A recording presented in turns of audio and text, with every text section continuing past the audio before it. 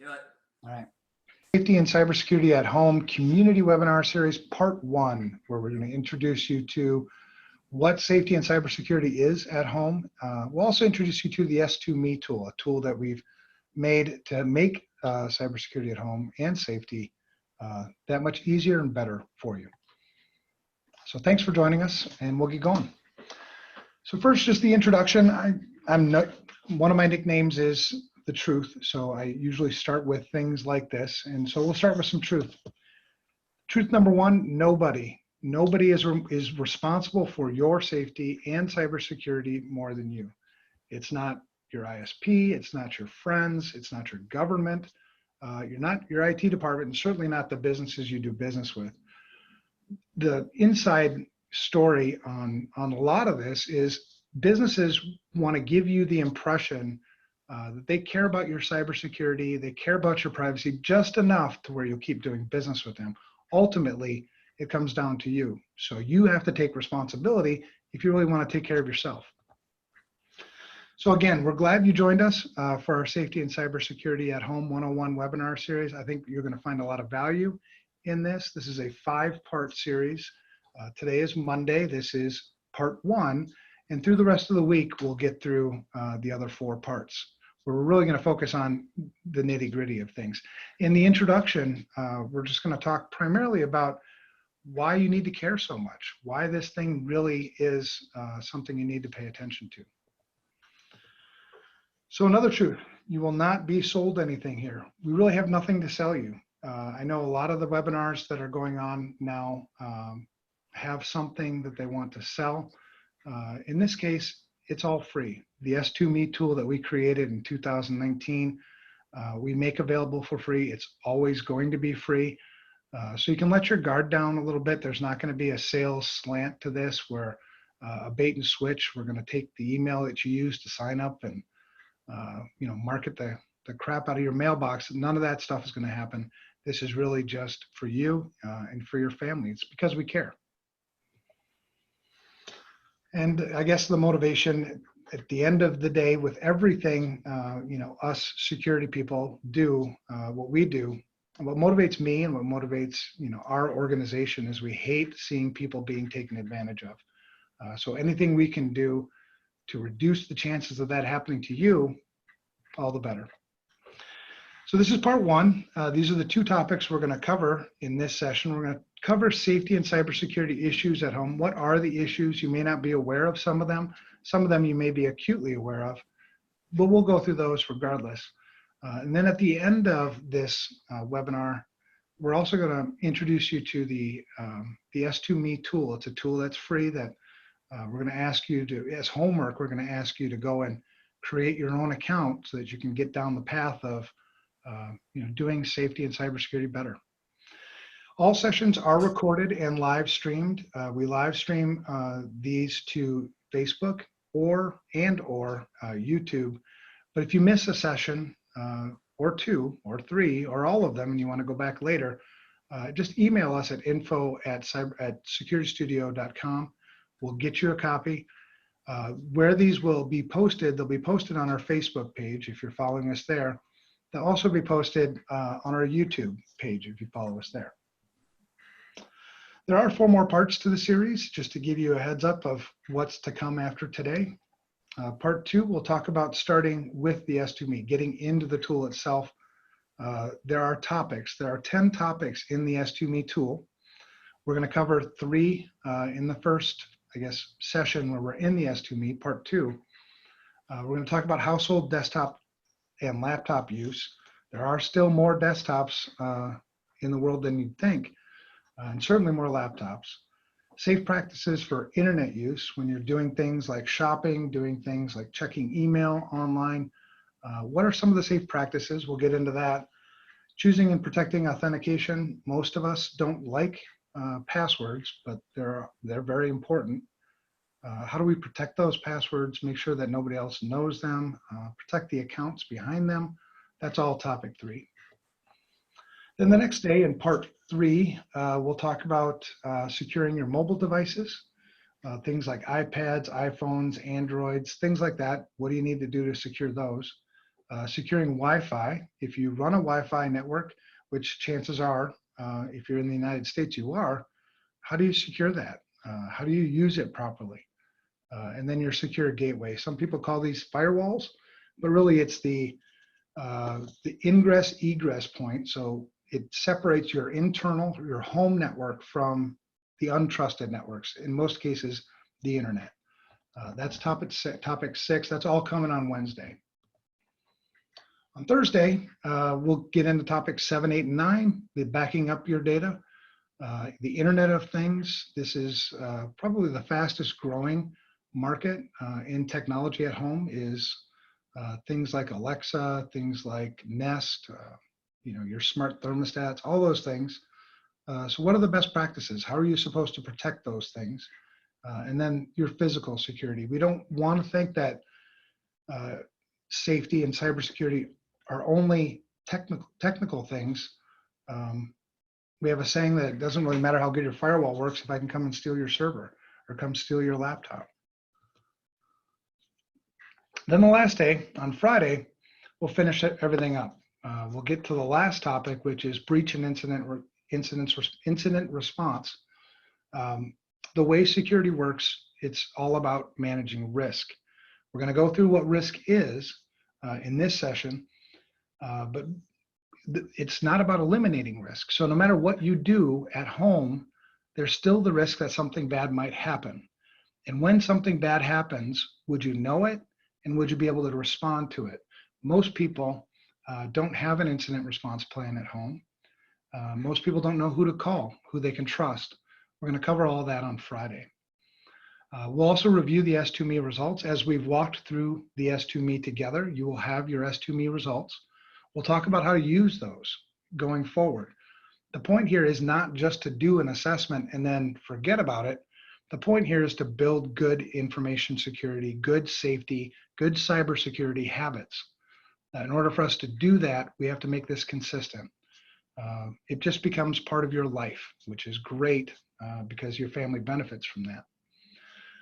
So using the S2Me results, and then we have version 2 coming out. We're sort of excited about it. In version 2, gamification. We also have mobile capabilities, so you can run it on your iPhone. So we're excited about version 2. That should be out end of April. So one more truth before we get going. Complexity is the enemy of safety and cybersecurity. Now the challenge here is the more technology we add to our lives, the more things we do with technology, the more applications, the more everything that we add to our life, the more difficult we make it to keep it safe, the more difficult we make it to keep it secure. And I'm not going to tell you to not use technologies, but you need to know that if you're going to use technologies, you need to do so safely. So complexity is the enemy of cybersecurity. If you can keep it simple, do it. All right, the introduction. We will cover a lot of content. Sometimes it gets a little overwhelming. That's why we broke it into 5 sections. Every one of these sections is very, very important.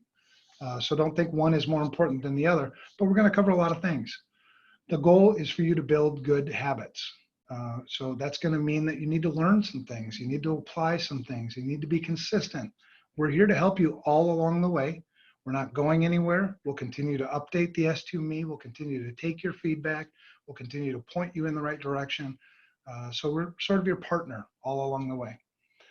And remember this, it's your responsibility. I can't secure your router at home. I can't secure your Wi-Fi at home for you. I can't choose which apps you download and install on your phone for you. Those are things that you're going to need to learn and apply as your responsibility. All right, and some tips, stick with it. If something doesn't make sense, ask us. You can email us at info@securitystudio.com. Refer to the recordings. Like I said, we're going to post these on Facebook and YouTube. Go back to them often. Continue to watch them. Follow SecurityStudio. We'll continue to update things, release new content, all sorts of things to help you along the way. Follow us, and you'll find some good things. Remember, we're absolutely here to help. We generally care about people, and we generally care about your safety, your cybersecurity. There's no catch. We're here. All right, so who are we? SecurityStudio, this is who we are. We're a SaaS company. SaaS stands for Software as a Service. We're dedicated to simplifying information security for the masses, everybody. Everybody's got a role to play here. Companies have their role, governments have their role, you have your role. We're trying to simplify things so that everybody sort of gets on the same page and can work better together. Our mission is to fix the broken industry. It's not to sell you things. The money grab is one part of what goes on in our industry. We also have this confusion about what security actually is. How do I apply it? How do I measure it? We're dedicated to all those things. The S2 score, S2Me, S2 team, S2 org, S2 school, and S2 vendor, those are all products. The only one that's free and will always be free is the S2Me. That's the one we're going to talk about in this webinar series. The S2 score is just a measurement, just like in your credit score, right? It's a measurement of risk. That's it. This is me. I'm Evan Francine. Started a couple of companies, FR Secure and SecurityStudio, still maintain those two companies. I'm on Twitter quite a bit, so you can follow me if you want to see what I'm preaching or what I'm talking about. Sometimes it's entertaining. I've just been in information security for a long time. The longer you've been in this industry, the more stories you sort of accumulate, the more experiences you get. If you want to know more about that stuff, hit me up on Twitter for that too. And then Ryan. So Ryan, I haven't even introduced him today, but Ryan is here with me. Ryan's kind of running the background. He's also here to inject some commentary, maybe along the way. Ryan is the SecurityStudio principal security consultant. He'll also, I should mention, Ryan will also be doing parts along the way. So we have 5 parts. I'll probably take 3. Ryan will probably take 2. So you'll get to know Ryan a little bit more as we go on. Expert practitioner, and I don't use that word lightly. Expert practitioner, evangelist, preaching all the time, frequent public speaker. He specializes in the human, which is awesome because that's the part that we're going to focus on. It's you. You're the human. He also focuses a lot on education, K through 12, higher ed, government, and others. Ryan, you want to just chime in and say hi? Hey everybody, really glad to have you here today. And you know, this is going to just be an amazing journey that we go on.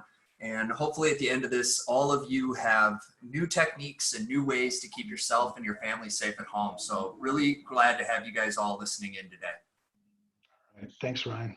All right, so today's topics, let's get to it. Safety and cybersecurity issues at home and introduction to S2Me. What is more important than the safety of yourself and the safety of your family or your loved ones? It's hard to think of something that's more important to me. I can't imagine what I would do if one of my children fell victim to all kinds of things that go on online. So this is one of the big motivators for me, is protecting my kids, protecting my family, my wife. So I can't imagine anything's more important. Hopefully the same thing applies to you, because what we're trying to do is also to motivate you. Some of this stuff you'll already know. Some of the stuff isn't going to be, rocket science to you, but you're not applying it. You're not doing it. So if we can help on either way, that's what we're doing. So here we use logic. We don't use fear. Fear sells. I get that. There's a lot of fear, uncertainty, and doubt in our industry. Let's remove the fear. Let's use logic on why this makes sense for us. And we're going to refer to a lot of these things as we continue on in future parts, right? We're going to talk about all the technologies that we use and why they're so, popular in our homes. You're going to see that when we get into S2Me, we're going to pull those things out, right? So there's a big correlation between what we're going to talk about here and what's coming. So here's the logic. The more technology we use, the more likely attackers will target it. Just makes sense, because attackers want something from you. They either want money, they want to use maybe some of your information to make money, whatever.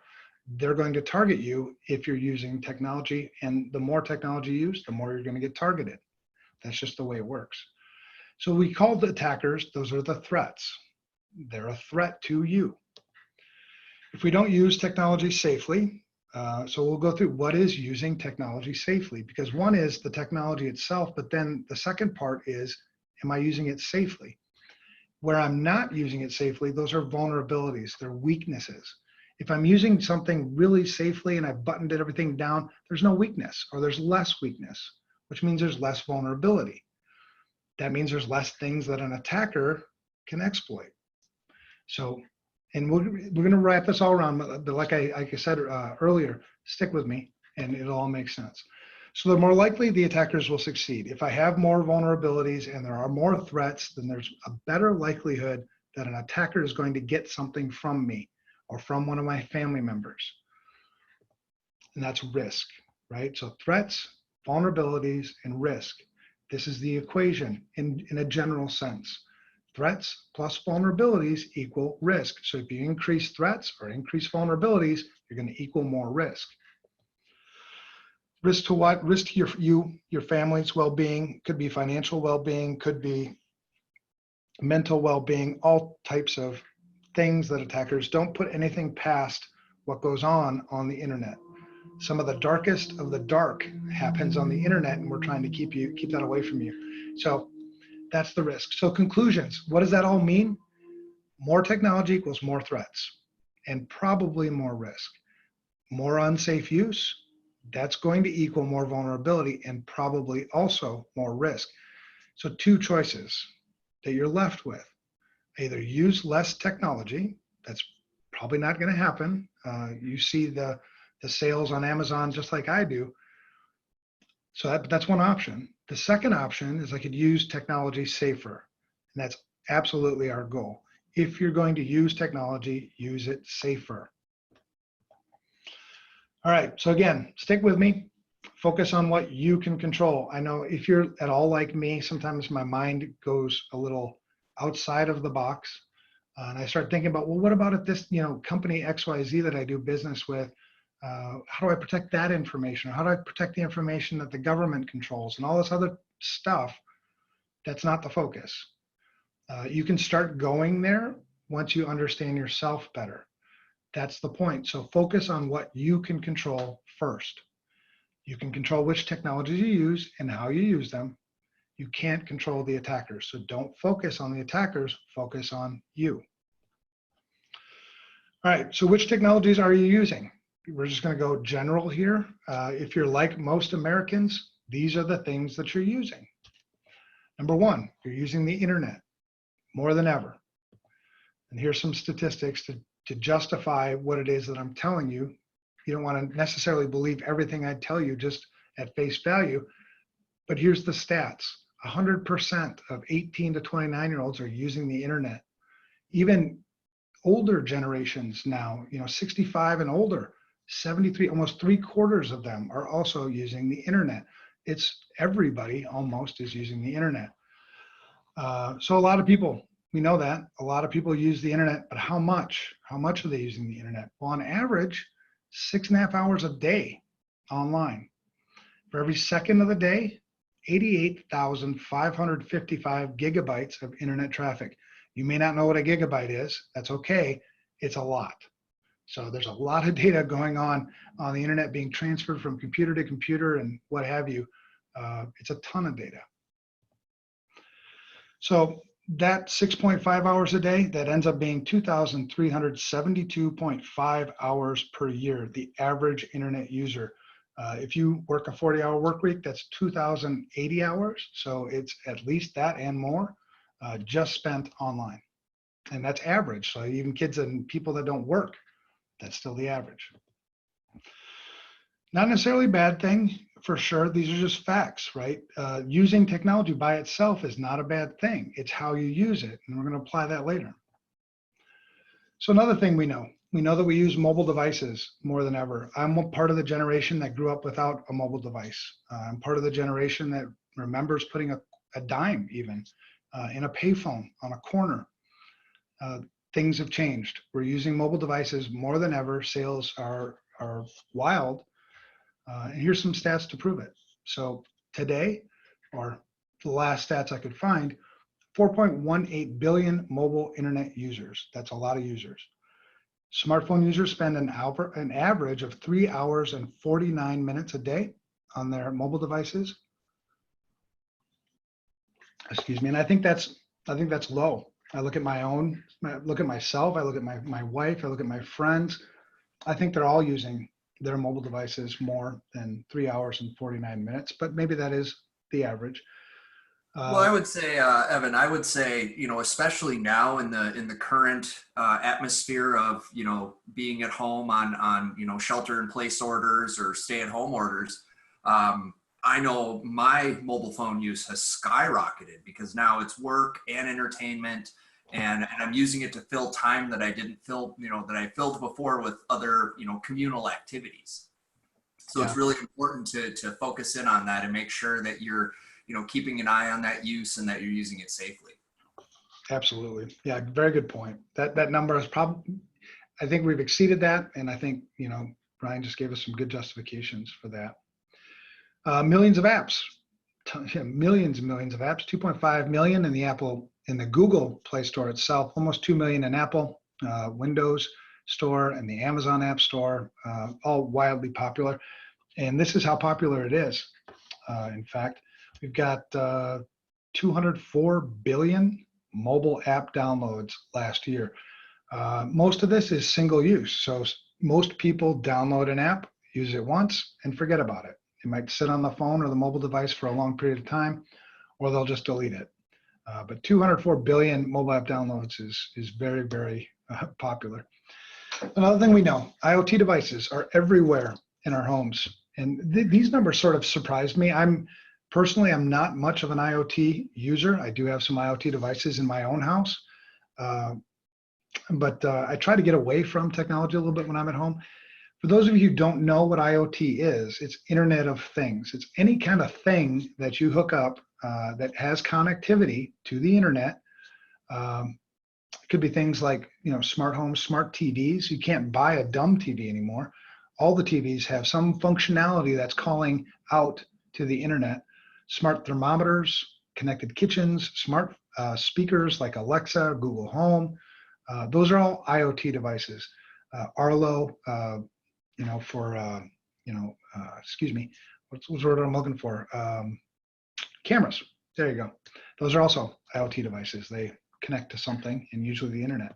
All right, so the average household in the United States, on average, 2.54 people live in a home in the United States.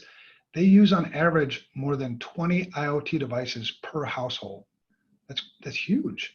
66% of homes have multiple IoT devices. And you can see on the graph there, it's only growing. So this problem, it's not even a problem, I should take that back. The popularity is only growing. It's not a problem if I know how to secure it well, which is really what we're going to get to. But it does present a challenge. The more devices we have, the more complex things are. I have a saying that, smart devices have dumb security. They are getting better at it, but, a lot of these devices are very hard to secure. So it's just something to think about, if you're going to put a smart camera in your home, realize that if you can see it on your cell phone, there's a very good chance other people can see it from the internet. Yeah, very good point. We're using social media more than ever. 79% of the U.S. population uses social media, myself included, Ryan included, including most of you listening or most of you watching this later. On average, a social media user has 7 accounts. Millennials lead the way with 8.1 accounts, even baby boomers. The generation older than me, on average, has 4.6 social media accounts. 3.8 billion active social media users around the globe. Consumers, on average, use social media 2 hours and 24 minutes every day, and that number, I'm certain, has grown. We shop online more than ever. 2.05 billion people who shop online. 47% of all global retail sales are made online. Amazon sort of leads the way. They're the big gorilla. 150.6 million monthly users on the Amazon shopping app. If you just kind of sit and think about that for a little bit, that's a huge number of people that are using that app every month. It results in $275.86 billion in goods sold. Most of that comes from marketplace merchants. Again, huge numbers. I don't know if you're like me. I sometimes struggle with big numbers, trying to put them into context. Just know that it's a lot. And the conclusion is we are shopping online more than ever. We are using social media more than ever. We are using IoT devices more than ever. All these things are just more than ever. We're using technology more than ever.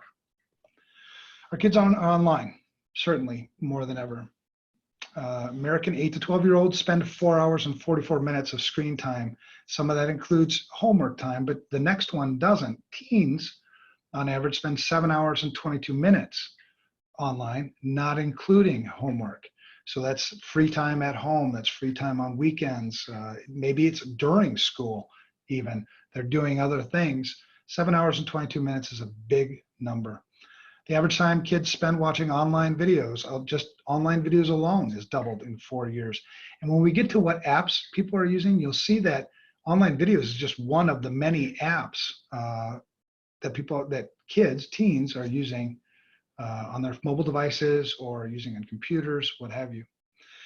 53% of children in the US have a smartphone by the age of 11, 1 in 5 by the age of 8. In some cases, I've heard people say it's almost like putting a loaded gun in your kid's hand.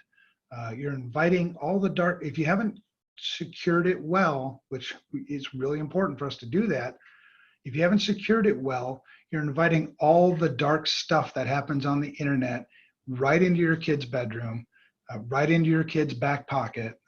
So it's really, you need to be careful. I'm surprised that the number is 20% by age 8, but it is what it is.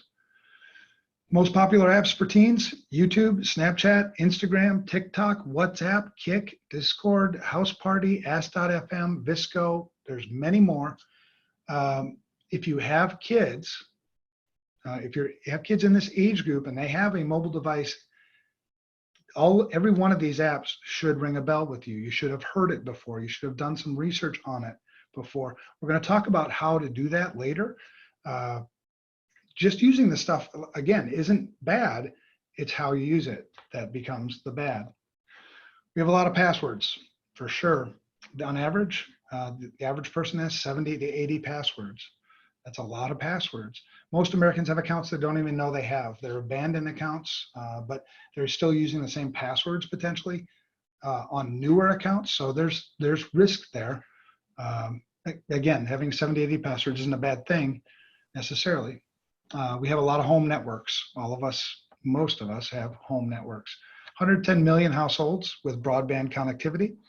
89% of those households have Wi-Fi. That's wireless networking. For people who don't know what Wi-Fi is, that's a lot. And again, none of these are bad. Hopefully you've heard that theme all the way through when I've been talking about the technologies that we use. None of them are bad. I'm not an anti-technologist, go back to the dark ages kind of guy. We're going to get to what could be bad about it. Only one part of the equation. The second part is how we use them. So how do we use technology? I don't know how you, as somebody who's online listening right now, or you, somebody who's been listening to the recording later, I don't know how you specifically use technology. I can speak in generalities based on statistics and data that we have. The way that that's really the intent behind the S2Me, is for you to use the S2Me, apply how you use technology, and what you should get from it are, hey, these are risks. Do you want to do something about it? Maybe make it better. So most Americans, if we're just speaking in general terms, 83% of Americans use weak passwords. I would say most Americans don't know what a strong password even is. And I'll just give you a tip now before we even get into the S2Me. Long is strong. So that means the longer your password is, the stronger it's going to be, even outside of complexity. Just make it long. 66% of Americans reuse password for online banking, email, and social media. 43% of Americans have a shared password. 22% use their name and at least one account. And 75% have trouble keeping track of passwords. And I think that number is actually low. I would say it's probably 100%. We all have trouble, even people that like me, who been managing passwords for years. It's still a challenge sometimes. I have to use software to keep track of mine. I use a password manager because I'll be the first to tell you I've got too many passwords to keep straight in my head. So know that Absolutely. you're not alone. Know that this affects all of us. You know, you bring up a really good point there too, Ryan. As I'm talking about these things, I don't know how many of you have talked to security people before, but we sort of have a bad reputation, I think, sometimes because we talk down to people. We talk about all these things that you're doing bad, but to Ryan's point, we have the same struggles. There's no reason, we're not entitled. There's no reason for us to talk down to people. We have these same struggles that you do. We use the same technologies you do. We're humans just like you are.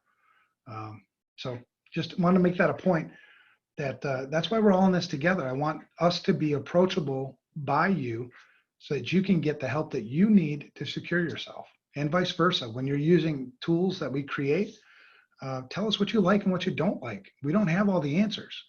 So help us help you, and help you help us, whatever. You get it. All right. Other things about the way we use technology. Most of us don't know or don't follow basic information security precautions. Here's just a few of those. Updating software, that's your operating system, the applications you use.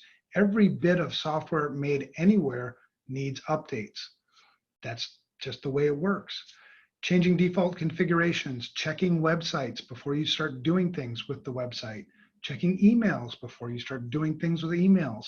All those things are basic information security precautions. And I say basic, and I want you to get encouraged by that. We're not going to dig deep. We're not going to get into the details. You don't have to be a technical expert to follow good security precautions. They're basic, and that's why we're here. Other things, these are kind of excuses that I've heard, and some of these might apply to you. It's confusing, you know, all this tech stuff. It gets over my head. That's it's not true. For one, if it's confusing, then ask. It's your responsibility to make sure that you understand it, and we'll do whatever we can. It's just a language problem, right? Security people speak their language, you speak yours. Sometimes there's an issue in translation.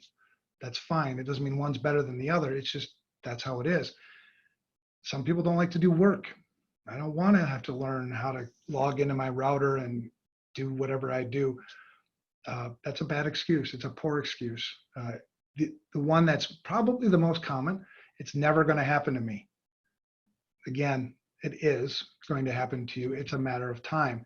If you're not taking the proper precautions, the timeline's probably going to be shorter. And again, security people are not immune. I've experienced issues and incidences. You know, so don't feel like if you do all this stuff and then something happens that this isn't good stuff to do. Unfortunately, bad guys are bad. Absolutely. And bad guys take advantage of us just as much as they do anybody else. So most people wouldn't notice if they were being targeted or attacked. And so when I was telling you about the way security works, I can't prevent all bad things from happening. So when they do, I should have something in place to detect it. The sooner I can detect it, the sooner I can respond to it and reduce the impact. So these things are bad things that we need to address. All right, so let's get into this a little bit more. So remember our equation. Let's go back. So we went through all of that. We went through how we're using technology, or the technologies we use and how we're using them. Let's go back to the equation. Threats, vulnerabilities equal risk, risk to you and your family's well-being. This is the math. That's going up. Threats are going up. Vulnerabilities are going up. What do you think is risk? It's also going up. And sadly, it's happening to you, your family, your loved ones. All right. So the effects, what happens? Well, these are the bad things, right? 1 in 10 adults will fall victim to fraud every year. IC3, which is an FBI outreach program, it's where they collect data on and collect reports from the public on what's happening. 467,361 complaints in 2019. The sad thing about that is that represents probably less than 10% of the real number, because many times they're not reported. But even this number is an average of 1,300 every day. 68,000 complaints from just people over 60, $835 million. Cybercrime itself as an industry, it's emerged as its own industry now. $1.5 trillion in 2018, expected to exceed $6 trillion in the next few years. So the problem's getting worse. It's time for us to kind of get together. 82% of Americans surveyed say they worry about online security. And that's also a sad part, because there's no need to worry. The more educated you are, the more your eyes are open to what the issues are, the less you worry. So we don't want you to worry, we just want to help. More effects, 27% had an incident that cost them $100,000 to $10,000 or more. That's a big range. Every 2 seconds, there's a new victim of identity theft. 10% of crimes are reported every year. I already sort of referred to that. IoT devices, if you were just to connect them on the internet, within 5 minutes, they'll be attacked. Routers account for 75% of the IoT attacks. Again, IoT meaning Internet of Things. 75% of the attacks are focused on routers, and cameras are 15%. That's 2018, so those numbers have changed slightly. The worst effects, these are the ones that hit me the hardest as a father. 95.8% of 8 to 12-year-olds feel anxiety. They're so tied into their technology now. They're so it's ingrained in their lives that they feel anxiety or get depressed if we take it away. So that's not the answer. If we don't want to create anxiety in our children by taking away their technology, instead, here's how to use the technology safer. But still, it's a little disheartening to know that 95.8% of 8 to 12-year-olds are so tied to technology that we can't take it away. 51.8% of children say they have difficulty sleeping. That's bad, because sleeping is good for your mental health. Sleeping is good for your physical health. And the key here is, don't have your children use mobile devices in bed before they go to bed. Maybe block off the last half hour of the day or the last hour. But anyway, we'll get to that later. 84% of parents worldwide are worried. There's that word again, worried. The reason why you worry is because you don't understand, I think. I worry about things I don't understand. So the better I understand something, the less I worry about it. We don't want you to worry. We want you to take action. 2 in 3 parents say that kids spend too much time online. That you have control over that. 70% of kids encounter sexual violent content online. It's dirty on the internet. 17% of tweens, 8 to 12-year-olds, receive an online message with photos or words that made them feel uncomfortable. That's one thing. The saddest thing about that statement is only 7% ever reported to their parents. We got a communication breakdown between parents and kids. 65% of 8 to 14-year-olds have been involved in cyberbullying. That's very popular. There's lots of research on cyberbullying. When I was bullied, I wasn't really bullied as a kid, but bullying when I was a kid didn't happen online. It wasn't permanent. It's so different, what kids are dealing with today, and we need to be there. 36% of girls, 31% of boys have been bullied themselves. 16% have considered suicide because of cyberbullying. 75% of children can easily get tricked into giving their personal information in exchange for some goods, some services. 82% of sex crimes involving a minor are initiated by social sites or from social sites. That's where the predators hang out. 1 in 5 US teenagers regularly log into the internet, say they've received some unsolicited, unwanted sexual solicitation on the web. And only 1/3 of minors ever report sexual crimes. That means 2/3 of them are, dealing with it themselves. It's a lonely place. So again, I get kind of heated about this piece because I'm a father. I love my children. I want to do everything I possibly can to protect my children. It's my responsibility. I don't ask any other father to protect my children. I do it. So this hits home. Human trafficking is a thing. It's a very popular thing. It's a growing thing. To think that it's not happening because you haven't seen it yourself it's foolish. It is happening. All right, So enough of that. What are we going to do about it? We got all this stuff, all this data, all these things that we're doing.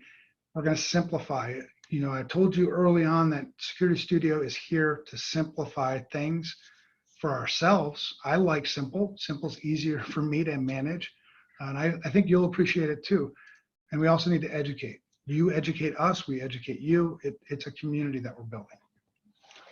This is just one of the things that we did when, you know, early on when we started down this path of creating the S2Me is we did a sort of a research study. We sent 1,000+ responses from normal people. We ruled out all the security people because we asked them right up front, you know, do you know anybody or do you work in information security?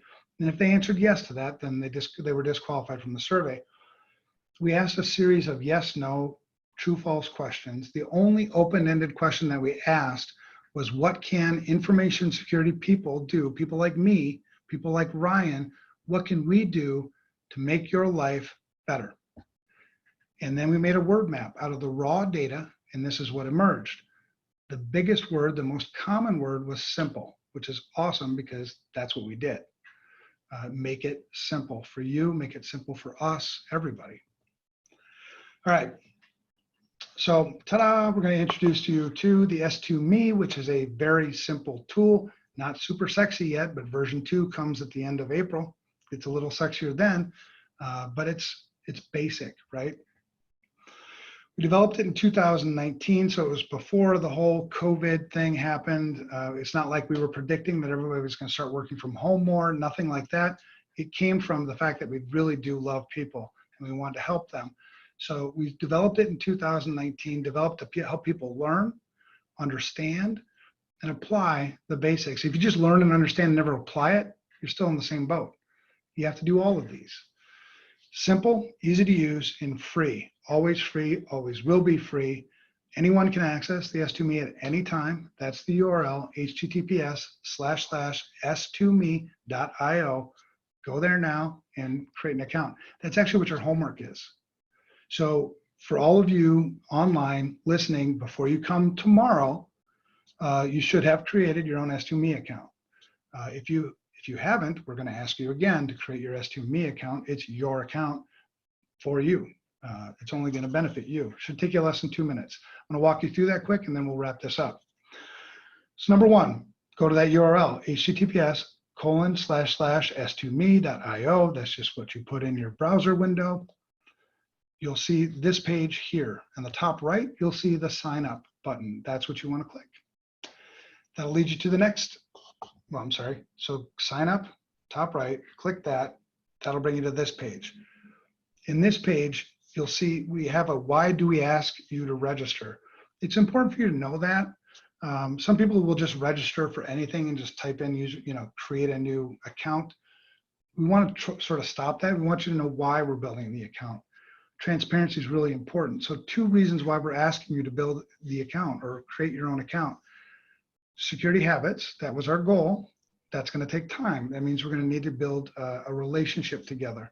We're not going to spam you. We're not going to ask you for you to buy anything, nothing like that. It's to inform you. We become sort of your security partner.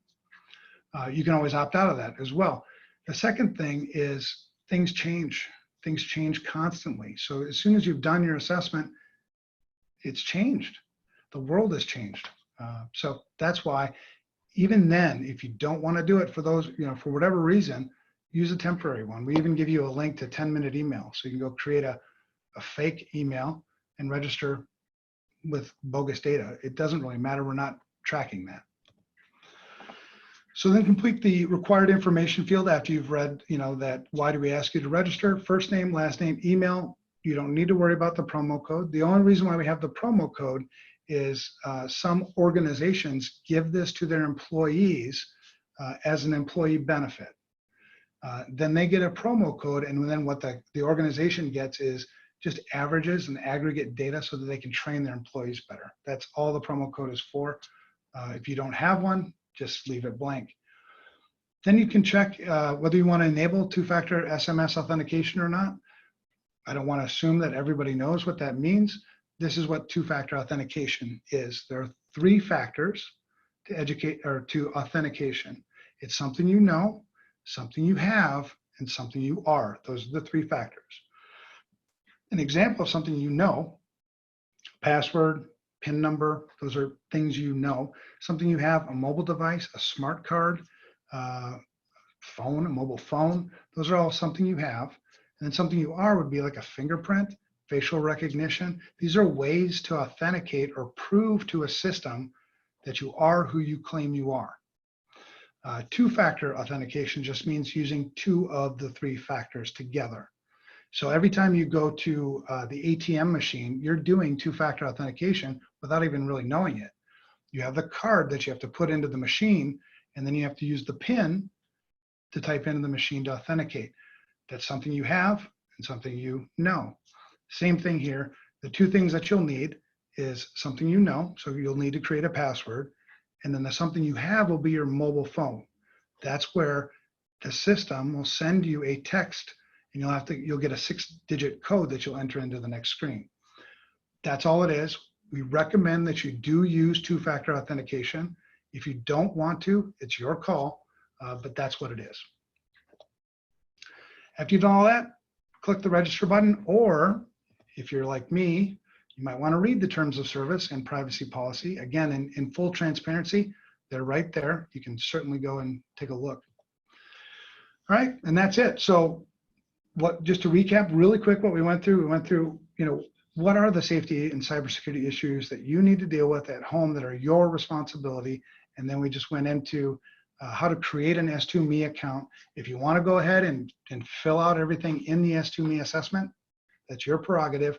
We're going to walk through that in the future parts of the series. So that's part one. You made it. What's next? Part two. So part two is starting the S2Me. We're going to go through the first three topics. Ryan's going to take you through that. We're going to talk about household desktop and laptop use, safe practices for internet usage, and choosing and protecting authentication. If you have any questions now or anytime, email us, info@securitystudio.com. It doesn't matter what you put in the email. Well, it'd be nice if you didn't put malware, but whatever you put in the email, don't worry about if it's addressed to the right person. It'll get routed to the right person, and we'll get you an answer to whatever question you have. You can also follow SecurityStudio on Twitter. It's @StudioSecurity. So it's flip-flopped, right? It's not @SecurityStudio, it's @StudioSecurity. And that's it. So the video will be posted on the SecurityStudio YouTube channel actually very soon. And we hope to see you tomorrow. So thanks a bunch. Thanks, everyone. Have a great day.